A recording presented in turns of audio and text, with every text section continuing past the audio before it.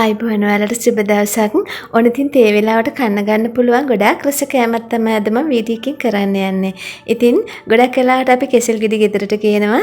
නමුත් ගෙඩියක් දෙකක් තුනක් විසි කරන්න වෙන වෙලාවල් වැඩි. ඒ කියන්නේ ඉදිල වැඩි වුණාම ගොඩාක් ඉදිල වැඩි වුණු කෙසෙල් කන්න කවුරුත් කැමති නැහැ. ඒ වගේම තමයි චූටි දූ දරුවෝ නම් කන්නෙම නැහැ. ඉතින් අද මම මේක හදන්නේ ඒ වගේ ඉදිල වැඩි වුණු කෙසෙල් දාලා. ඉතින් බලන්නකො මෙහෙම හදලා දීලා කෙසෙල් ගෙඩි ඉදිල වැඩි වුණාම කන්න නැති අය ඉල්ල කයි. ඒ වගේම තමයි මේකෙන් ඉතාමත්ම මිහිරි රසක් එන්නේ. ගොඩාක් රසයි. ඔයාලා ගෙදර තියෙන පොල් කිරි ටිකකින් එහෙම නැත්නම් ෆ්‍රෙෂ් මිල්ක් ටිකකින් මේක හදා ගන්න පුළුවන්. ඉතින් මේක පෑන්කේක් එකක්. මේක ඔයාලට උදේට ඔයාලගේ චූටි දූ දරුවන්ගේ ලන්ච් බොක්ස් එකට දාලා දෙන්න පුළුවන්. ඉස්කෝලේ යනකොට, පන්ති යනකොට, ඒ වගේම ඔයාලට වැඩට යනකොට උනත් ඒ වෙලාවට අරන් යන්න කියාපු කෑමක්. ඉතින් අපි යමු දැන් මේක හදන්නේ කොහොමද කියලා බලන්න. ඉතින් මේ පෑන්කේක් එක ටිකක් ලස්සනට හදාගන්න හිතුණා මට. ඒ හින්දා සීනි ටිකක් පැණි කරගන්න ඕනේ. ඒ කියන්නේ කැරමල් කරගන්න ඕනේ. ඒ හින්දා මම සීනි මේස හැන්දක් මේ විදිහට කැරමල් කරන භාජනයට දාලා කැරමල් කරගන්නයි යන්නේ. ඉතින් ඔයාලට මේක අනිවාර්ය නැහැ. ලා පාටට හදාගන්න පුළුවන් නිකම්ම හදාගත්තොත්.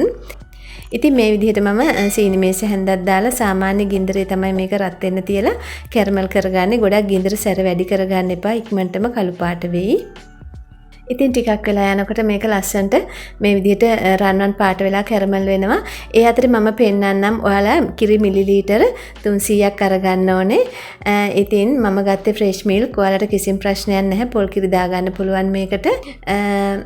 ඉතින් දැන් හරි නියම පාටට මේක කැරමල් වෙලා තියෙන්නේ. මම කිරි ටික දාගන්නවා. ඉතින් මිලිලීටර 300 කියන්නේ සාමාන්‍ය ප්‍රමාණයේ අඬු කෝප්ප වලින් මේ තරමට පුරවලා දෙකක්. මෙන්න මේ තරමට පුරවලා දෙකක්.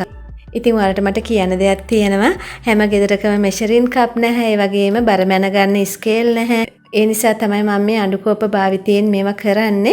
නමුත් ඔයාලා වෙළඳපොළට ගියාම, shopping ගියාම අරන් එන්න අනිවාර්යයෙන්ම අඩු ගණන් වලට තියෙන පුංචි ස්කේල් ඒ වගේම මෙෂරින් කප්. ඉතින් ඒකක් තියාගත්තොත් ගෘහණියක් වශයෙන් ඉතාමත්ම වැදගත් වෙනවා. මොකද මේ වගේ දේවල් නම් හදන්න පුළුවන්. නමුත් ඔයාලට කේක් එකක් හදනකොට වගේ අනිවාර්යයෙන්ම ඒවා ඕන වෙනවා. මම කේක් වැඩි කරන්නේ නැත්තේ අවශ්‍ය ආම්පන්න ඔයාලගේ ගෙවල් වල නැති නිසා. ඉතින් මම දැන් කිරි ටික දාගත්ත ගමන් කැරමල් එක ගල් වෙන්න ගන්නවා. නමුත් ඒක ප්‍රශ්නයක් නැහැ. කිරි ටික දිය වෙනකොට කැරමල් එකත් දිය වෙනවා. ඊට පස්සේ මම පැන් රස වෙන්න අවශ්‍ය සීනි ප්‍රමාණය දාගන්නවා. පුරවලා මේස හැඳි දෙකක් දාගත්තා. ඊට පස්සේ ලුණු තේ හැඳි භාගයකට කිට්ටු වෙන්න වගේ දාගත්තා. වැනිලා තේ හැඳකුත් එකතු කරගත්තා. ඉතින් ඔයාලට වැනිලා නැත්තම් කරදමගු ටිකක් කුඩු කරලා දාගන්න ඇට ටිකක්. ඉතින් මේ කිසිම දෙයක් නැතත් ප්‍රශ්නයක් නැහැ. මේක රසට හදාගන්න පුළුවන්. ඊට පස්සේ මේක කැරමල් එක දී වුණාට පස්සේ පොඩ්ඩක් උතුරනකොට ලිප් ඔෆ් කරලා අයින් කරගෙන හොඳටම නිවා ගන්න ඕනේ. ඉතින් ඊට පස්සේ මම දැන් මේකට අවශ්‍ය වෙන පිටි ප්‍රමාණය තමයි අරගන්නේ. පිටිත් ග්‍රෑම් 150ක් ගන්න. ඉතින් ඒ කියන්නේ මේ වගේ පීරිසි අඬු කෝප්පකින් හොඳටම පුරවලා එකක් පිටි ග්‍රෑම් 150යි පාන් පිටි. ඉතින් ඒකත් මම මේකට දාගත්තා. ඔයාලගේ බ්ලෙන්ඩරේ මීඩියම් සයිස් එකේ කප් එක අරගන්න. ඊට පස්සේ ඒක දාගෙන මම කෙසෙල් ගෙඩි ටික කපලා දාගන්නයි යන්නේ. කෙසෙල් ගෙඩි දෙකක් මම ගත්තා. ඉතින් කෝලි කුට්ටු කෙසෙල් මේ තියෙන්නේ. ඔයාලට කැමති ගෙදර තියෙන ඕනම කෙසෙල් වර්ගයක් ගන්න. ඇඹුල් නම් ටිකක් පරිස්සමෙන් අරගන්න. ඇඹුල් කෙසෙල් වලට සමහරුන්ට සෙම ඇවිස්සෙනවා. කිරිත් එක දාලා මේක හැදුවාම සීතල ගතිය වැඩි වෙන හින්දා ඇඹුල් කෙසෙල් ඇර අනිත් කෙසෙල් වර්ග ඕන එකක් කමක් නැහැ. හොඳට ඉදුණු කෙසෙල් අරගන්න ඕනේ. ඉදිරිය වැඩි වෙච්ච තරමටම හොඳයි. ඉතින් නරක් වෙච්ච නැති හොඳටම ඉදිලා වැඩි වුණු කෙසෙල් අරගන්න. ඊට පස්සේ මම කෙසෙල් ගෙඩි දෙක මේ විදිහට කපලා දාගන්නවා. මේක ටිකක් ලොකු කෙසෙල් ගෙඩි දෙකක්. ඔයාලට පුංචි කෙසෙල් තියෙනවා නම් 4-5ක් විතර අරගන්න. ආනමාළු වැම්බුන් ඒ වගේම කෝලි කොට්ටු සීනි කෙසෙල් හොඳට මිදුණු ඒවා හොඳටම හොඳයි මේකට.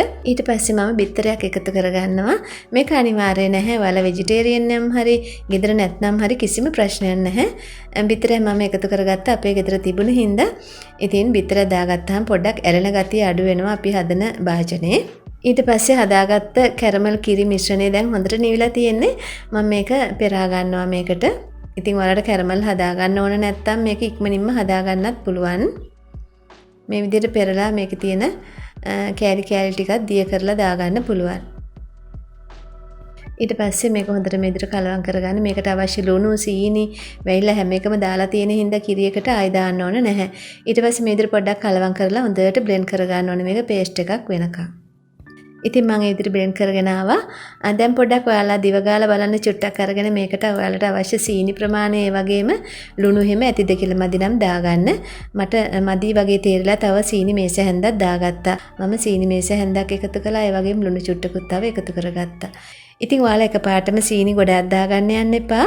සීනි මේස හැඳි දෙකක් දාගත්තේ මම ඒකයි. මොකද සමහර කෙසෙල් වල පැණි රස ගතිය වැඩියෙන් තියෙනවා. ඒ හින්දා අපි මදි නම් පස්සේ දාගන්න මේ විදිහට බලලා. ඊට පස්සේ මේක හොඳට කලවම් කරගන්න ඕනේ. කලවම් කරලා මම දැන් හදාගන්නයි යන්නේ. මම මේ වගේ පොඩි පෑන් එකක් ලිපේ තියාගත්තා. ඉතින් මේක ඔයාලට කැමති විදිහකට හදාගන්න පුළුවන්. ඔයාලගේ තියෙන තැටියක උනත් හදාගන්න පුළුවන් පොඩියට. ඉතින් ඊට පස්සේ මම පෑන් එක ලිපේ තියලා තෙල් ටිකක් තවර ගන්නවා. තෙල් ටිකක් තවරගෙන හැන්දෙන් එකක් අරන් දා ගන්නවා. ඉතින් ඔයාලට මේක පුංචියට හදාගන්නත් පුළුවන්. පුංචි බිස්කට් වගේ පොඩ දාලා. ඉතින් චූටිම දූ දරුවන්ට උනත් මේක දෙන්න පුළුවන්. කිසිම ප්‍රශ්නයක් නැහැ. ඉතින් ඔයාලට පාන් පිටි අගුණයි නම් ආටා පිටි වගේම හාල් පිටි වලින් උනත් මේක හදාගන්න පුළුවන්. ඉතින් ලිපේ ගින්දර තැටිය රත් වෙනකන් ටිකක් සැරට තියාගන්න. ඊට පස්සේ මීඩියම් සයිස් එකට අඩු කරලා මේක හදාගන්න. ලිප ගොඩාක් වැඩි කරගන්න එපා. මේක කැරමල් එකකුත් දාලා තියෙන හින්දා අඩිය ඉක්මනින්ම කර වෙන්න බලයි. ඊට පස්සේ මේ විදිහට පොඩ්ඩක් කරකවලා මේක මම වහලා තියෙනවා. ඉතින් වහලා තියන්න මේක දෙපැත්ත දාන්නේ නැති හින්දා එක පැත්තෙම තැම්බෙන්න ඕන හොඳට. ඉතින් ටිකක් වෙලා ගියාට පස්සේ හැන්දකින් හරි මේ වගේ පැචුලා එකකින් හරි අරන් බලන්න යටපැත්ත ලස්සනට මේ විදිහට රන්වන් පාටට බැදිලාද කියලා. එහෙනම් බැදිලා නම් මේක ලිපෙන් අයින් කරගන්න. මේ තියෙන්නේ මේ ප්‍රමාණයට පිටපැත්ත ලස්සනට බැදෙන්න ඕනේ. මේ තියෙන්නේ. දැන් හරි මම මේක ලිපෙන් අයින් කරගෙන තව එකක් දාගන්නවා. ඉතින් ගොඩක් ලේසි මේ මිශ්‍රණය හදාගත්තම ඔයාලට මේ විදිහට ටට්ටක් ගාලා උදේකට උනත් හදාගන්න පුළුවන්. ඔයාලගේ චූටි දූ දරුවන්ට මොන්ටිසෝරි යන බබාලට ඉතාමත්ම හොඳයි මේ වගේ දෙයක් හදලා දුන්නාම. ඉතින් ඔයාලට පාන් පිටි අගුණයි කියලා හිතනවා නම් හාල් පිටි වලින් හදාගන්නත් පුළුවන්. ඊට පස්සේ මම ඒකත් ඒ විදිහට හදාගත්තා.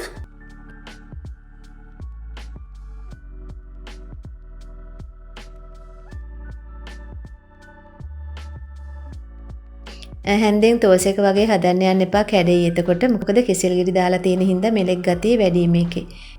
ඉතින් ඔන්න මම දැන් ඒ විදිහට ඔක්කොම හදාගත්ත. මේ බලන්න ගොඩාක් සොෆ්ට් එකට තියෙනවා. ඇත්තටම කන්න ආස හිතෙනවා. ඔයාලා ටී එකක් බොනකොට ඒ වගේම ප්ලේන් ටී එකක් බොනකොට කියාපු කෑමක් මේ පැන්කේක් එක. ඉතින් පැණි ආප්ප වලටත් වඩා රසයි. ඉතින් මම හරියටම කිරිත එකක් රසටම හදාගන්න විදිහ වලට වීඩියෝ එකක් කරලා තියෙන්නේ. ඒකත් මම අරගෙන එන්නම්. ඒ වගේ කිරිත එකක් එක්ක ගොඩාක් රසයි මේ පැන්කේක් එක. ඉතින් වෙනද වගේම මගේ වීඩියෝ එක හොඳයි නම් බලලා ලයික් එකක් දාලා අදහසක් ලියන්න. ඉතින් අලුත් එක්ක නම් සබ්ස්ක්‍රයිබ් එකකුත් දාලා එකතු වෙන්න. ඉතින් ගිහින් එන්නම් ආයෙ දවසක හමු වෙමු. සුබ දවසක් නිරෝගී දිව්‍යක් කාල සියලුම දෙනාට.